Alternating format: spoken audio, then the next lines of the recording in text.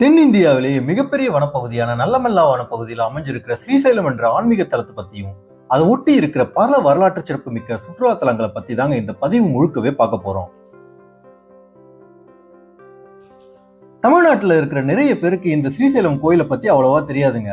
நான் இங்க வந்தப்ப எனக்கு ரொம்பவே ஆச்சரியமா இருந்தது. 12 ஜோதிர்லிங்க ஸ்தலங்கள்ல ஒன்னான ஸ்ரீ மல்லிகார்ஜுன ஆலயமும் அதை சுத்தி இருக்கிற சுற்றுலா தலங்களும் இந்த குளுமையான தட்பவெப்ப நிலையும் எங்க பார்த்தாலும் பச்சை பசலென மனதை கொள்ளையடிக்கும் இயற்கை காட்சிகளும் ரோப் கார்ல நீங்க பாக்குற அந்த அழகான வனப்பகுதியும் போட்ல போகும்போது நீங்க பாக்குற ஸ்ரீசைலம் டேமும் உங்களோட நேரத்தை ரொம்பவே சிறப்பானதாக்குன்றதுல எல்லளவும் சந்தேகம் இல்லைங்க. சின்ன பசங்கள்ல இருந்து பெரியவங்க வரைக்கும் இங்க வந்தா இந்த இடத்த ரொம்பவே ரசிப்பாங்க. அதுவும் சென்னையில இருந்து கோயம்புத்தூர் போற தூரத்தை விட குறைந்த தூரத்துல இருக்கிறது தாங்க இந்த ஸ்ரீசைலம். இந்த ஸ்ரீசைலம் ரொம்பவே ஸ்பெஷலான ஒரு இடங்க. ஏன்னா 12 ஜோதிர்லிங்கத்துல ஒன்னான ஸ்ரீ மல்லிகார்ஜுன சுவாமி சன்னதியும் சக்தி பீடமும் ஒரு சேர அமைஞ்சது இந்த திருத்தலத்துக்குரிய தனிச்சிறப்புங்க. நீங்க சென்னையில இருந்து ஸ்ரீசைலம் வரணும்னா எப்படி வரணும்ன்றதையும் இங்க வந்தா எங்க குறைவான பட்ஜெட்ல தங்கலாம்ன்றதையும் இந்த வீடியோவோட முடிவுல சொல்றேங்க. சோ ஸ்கிப் பண்ணாம பாருங்க. முதல்ல இந்த ஸ்ரீசைலம் கோவிலோட ஸ்தல வரலாறை பத்தி பாத்துடலாங்க.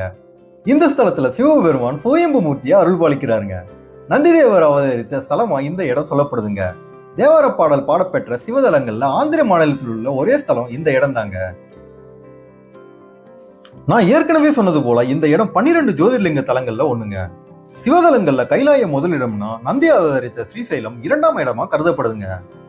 சிவபெருமான் நந்தியை தன்னோட வாகனமாக்கியதும் இந்த ஸ்தலத்துல தாங்க. இந்த கோயிலுக்குள்ள இருக்கிற மிக பிரம்மாண்டமான நந்தி பார்க்கவே ரொம்ப அழகா இருந்ததுங்க. இந்த நந்தி கர்ஜனை செய்யும் போது கலியுக முடிவுக்கு வரும்ன்றது இங்க வர்ற பக்தர்களோட நம்பிக்கையா இன்றளவும் இருக்குங்க. இந்த ஸ்தலத்துல இருக்கிற பிரம்மராம்பிகை அம்மாள் சன்னதி 51 சக்தி பீடங்கள்ல தேவியோட கழுத்து பகுதி விழுந்த பீடமாகவும் போற்றப்படுதுங்க. ஸ்ரீசைலம் திருத்தலத்தை பத்தி மகாபாரதத்திலையும் கந்த புராணத்திலையும் குறிப்பு இருக்குங்க. கந்த புராணத்துல ஸ்ரீசைல காண்டம்னு ஒரு தனி அத்தியாயமே இருக்கிறது இந்த கோயில் எவ்வளவு பழமையானதுன்றதுக்கு சான்றா இருக்குங்க. ஆதிசங்கரர் இங்க வந்ததாகவும் இங்கேயே அவர் சிவானந்த லகரி என்ற சமஸ்கிருத நூலியை எழுதியதாகவும் சொல்லப்படுதுங்க. மராட்டிய மன்னர் சத்ரபதி சிவாஜி ஒரு அம்பாள் பக்தருங்க. அம்பாளிடம் பெற்ற வாளால் அவர் எதிரிகளை அழித்து தன் தர்ம சாம்ராஜ்யத்தை நிலைநாட்டினாருங்க. அதன் நினைவாக பிரம்மராம்பிகை அம்மன் கோயில் வடக்குபுற கோபுரத்தை 1677 கட்டினாருங்க. இன்றளவும் இந்த கோபுரத்தை சிவாஜி கோபுரம் தாங்க அழைக்கிறாங்க. இந்த ஆலயத்தோட மேற்கு பிரகாரத்துல பாண்டவர்கள் கட்டியதா சொல்லப்படும் 6 ஆலயங்கள் இருக்குங்க.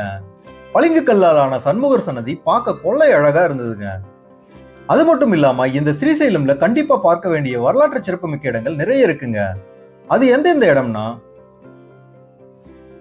சாக்ஷி கணபதி டெம்பிள், பாதாள கங்கா, ஸ்ரீசைலம் டேம், அக்கமாதேவி குகை கோயில், செஞ்சுவலட்சுமி டிரைபல் மியூசியம், பாலதாரா பஞ்சதாரா, ஸ்ரீசைலம் சிகரம், Chhatrapati Shivaji Maharaj museum, Mallamma Kanneeru temple, Srisailam tiger reserve, octopus view point, Mallela Theertham, Sri அட்டகேஸ்வர ஆலயம், லலிதா தேவி பீட்டம், இவ்வளவு இடங்களும் இந்த ஸ்ரீசைலம் கோவிலை சுத்தி தாங்க இருக்கு. இந்த எல்லா இடங்களை பத்தியும் இப்ப பார்த்துடலாம் வாங்க. முதல்ல சாக்ஷி கணபதி கோயில்ல இருந்து ஆரம்பிக்கலாங்க. இப்போ நீங்க ஸ்கிரீன்ல பார்த்துட்டு